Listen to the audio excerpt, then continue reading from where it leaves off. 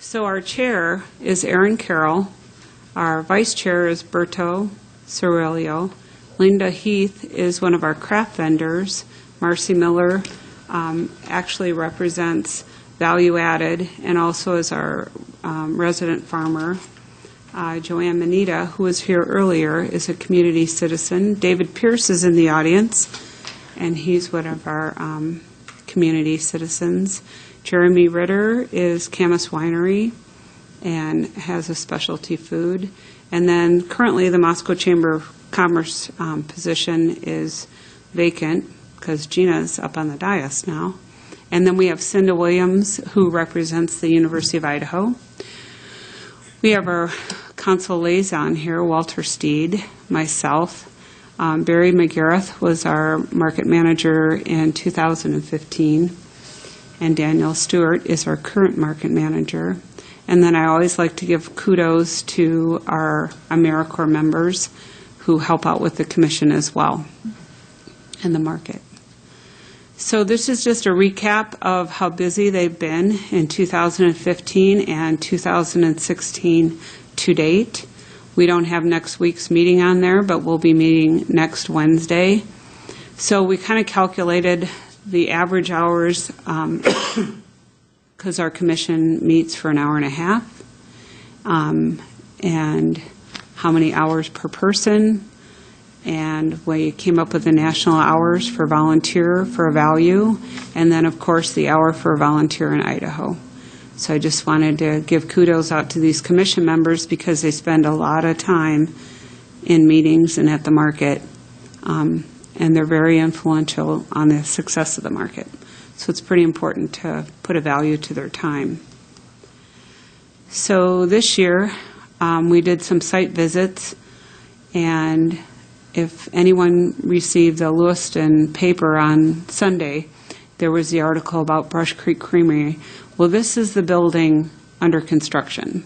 So we went out in April and looked at the building, and it was pretty rough. This is your old Ford dealership, but now they're open for business, and they have a bakery and a Class A cheese facility, and the commission members assisted with visiting the site. Then we also went out to Crescent Arrow Farm in Orofino, Idaho. You can see Dr. David Pierce there and Daniel Stewart. And this is actually a beef guy that went into vegetables. So he's been at our market and doing very well. So we went for a site visit. We then spent time in Kamiah with Digby Honey, and he explained his process, and I think he's up to 125 hives, but our commission members were there to hear his story on his business. And then we started in Kindred Family Farms in Kooskia with poultry and eggs. So these are some of the Farmers Market Commission projects that they work on. They take, just like our city council meeting, they take public comment every market meeting, every commission meeting. They help and assist with the craft and food jury. This year we had the craft and food jury on March 25th and June 24th. They assist with collaboration with the University of Idaho and the Homecoming Parade. They research current market trends, update questions for the Manage My Market program that we have for registration. They're always coming up with new questions to add to the registration process. They assist with chefs in the market, site visits, music selection, and recruitment of music. And again, we book 26 Saturdays times 2 of music. So Gina's very important with this, as is David Pierce, because they kind of got the groove on. And they've been a part of the Moscow Farmers Market Economic Impact Analysis with Dr. Peterson. And then we are now involved with the WSU. There's architecture and construction management class that's working with the market on layout. They'll be involved in strategic planning as we move forward. They've assisted with the American Farmland Trust with voting for the Moscow Farmers Market. They helped out with the National Farmers Market Week. The Eat Local Week is coming up this September, and they'll be helping out with that. And then just recently, the AmeriCorps Sustainability and the Moscow Farmers Market Waste Audit. So that's a lot of different projects, but there's 9 members on the commission and seem to have their fingers in a lot of these projects. So some of the current policies that the commission is working on now is the gross sales reporting and confidentiality issues with the Manage My Market. Joanne Manita is not here, but she was very influential in adding value statements to the Moscow Farmers Market policies. We're still in a fee structure review, looking at market vendor attendance and requirements for market vendors, defining a seasoned vendor versus defining a walk-on vendor, which is very important to put into the policies, how to transition walk-on vendors to seasoned vendors, what makes a walk-on vendor become a seasoned vendor.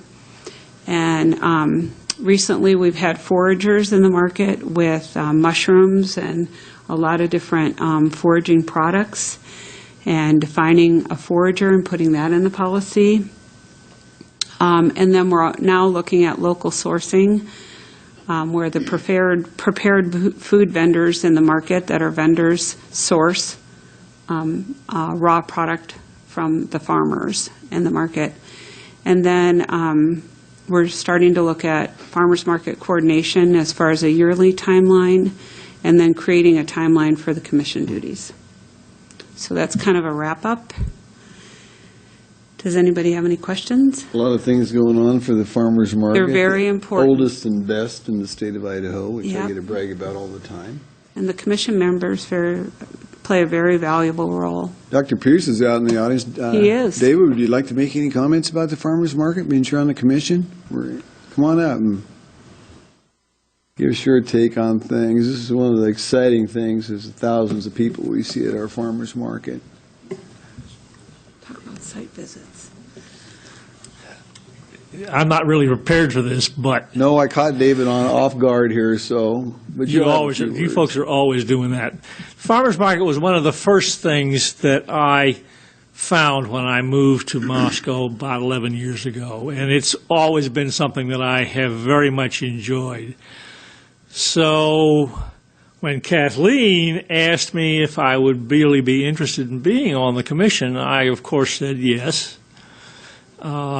It's been a great pleasure. I really enjoy the market. I think it's a wonderful place. I think we're doing a lot of good things.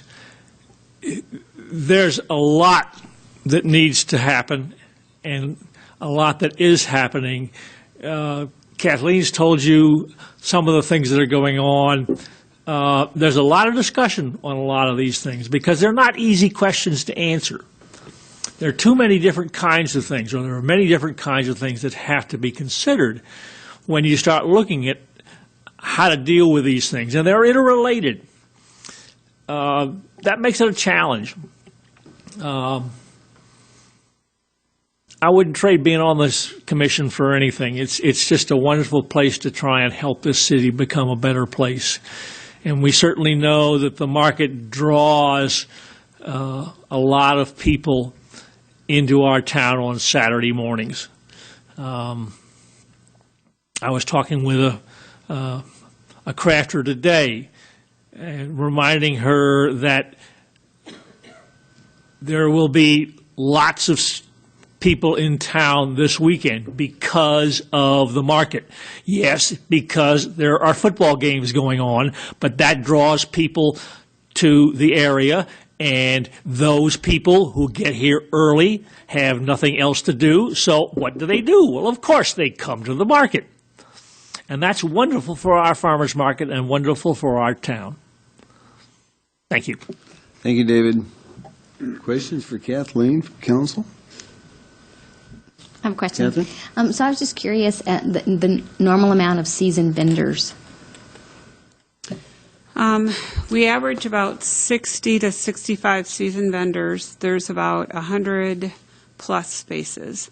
Now that we've expanded on Fifth Street, we'll formalize, and that's another thing, we look at the map and making recommendations to the city council on map and sizing, but right now there's about 60. And walk-ons? We've got about 125 in the queue. That's good. Yep. And what other markets do you compare the Moscow Farmers Market to when you look for a comparable? Well, the commission has looked at best practices in the capital city market and Boise and the Boise Farmers Market, the Spokane Market, the Coeur d'Alene Market. Yeah, we kind of stay regional. Yeah. Yeah. Yeah, I was wondering that with the number of seasoned vendors and the amount of actual geography available, is the commission looking at expanding the market to the other side of 3rd Street headed north anytime in the future, foreseeable future? No. Very succinct, bravo. It's probably been discussed for a while. Well, thank you, Kathleen. Kathleen, I have a question. Yeah. In light of the fact that the sustainability of this farmers market is one of the major challenge areas that was on our strategic planning, Yep. what's going on in terms of dealing with the return on investment there, in terms of vendor fees, adding more vendors, and coming up with something that closes that gap even more? It's been getting smaller and smaller. I recognize that, but is there progress? Do you see progress in that?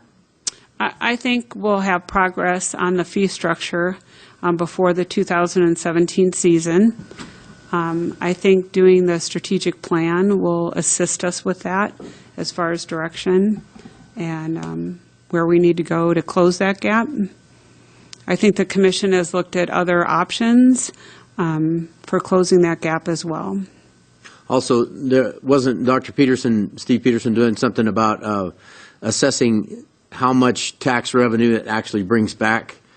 That's not easily identified, how much economic benefit that the market brings back to the city that's difficult to account for? Is there And I think Gary something can going on speak with to that better than I can. His report will be presented at some point, and maybe Gary can speak to Yeah, we that. just received the final draft that we're vetting, and we'll send it back to Steve to review. So I anticipate that'll come forward within the next several weeks, probably 3 weeks, I would hope. For a in time presentation. before the fees, before the Yes. discussion about fees comes about for next finalized. year. Yep. In other words, if that says there's more money coming back than we may have previously thought, then the fee doesn't have to be as advanced as much to close the gap. Eh? Carrie's that presentation going to come before us? It'll come to Farmers Market Commission first, and then it'll come to council. One of the things that the commission identified as a concern was the strategic planning aspect. And I think, Jim, what you're talking about, looking at that economic impact study, is another brick in the wall, if you will, as you're looking at what is a fair fee. I think you heard Kathleen talk about seasoned vendors versus walk-on vendors. How do you cap the number of walk-on vendors or seasoned vendors? That's something they're looking at. How big do you want the market to be? If you look at the MCA that says the farmers market is currently unsustainable, this whole strategic planning process is bringing that into focus and responding to the council's desire that the market have fair fees that will get a good return on investment and keep the sustainability of the market, keep it vibrant, keep it the activity that it is. So the economic impact study is just one piece that goes into the consideration as they move toward a strategic plan to recommend to council. I have one Thank more. you, Gary. Thanks. Catherine, you have a question? Yeah, my question have you done any research with the business owners to see how they're being impacted by the market? Yeah, Yeah. Steve Peterson has. That's all part of that report that's coming? Okay, good. Thank you, Kathleen. I think You're we're welcome. ready to move on. Thank you for the nice report.